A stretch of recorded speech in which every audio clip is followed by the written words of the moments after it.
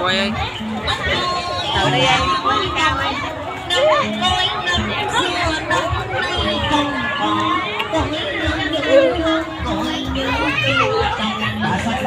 vậy quá lực chạm đâu à lực chạm bởi giá xếp đầu luôn có lực chạm nào nó quy là con chạm quá rồi chạm ông ngồi xa luôn còn chạy quá rồi chạm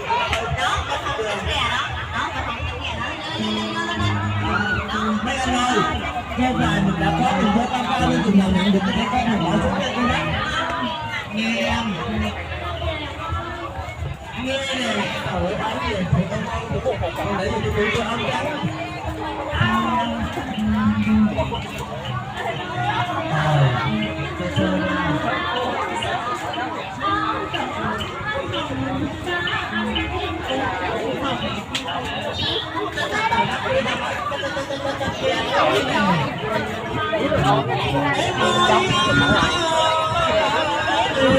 ra đi, gặp chưa?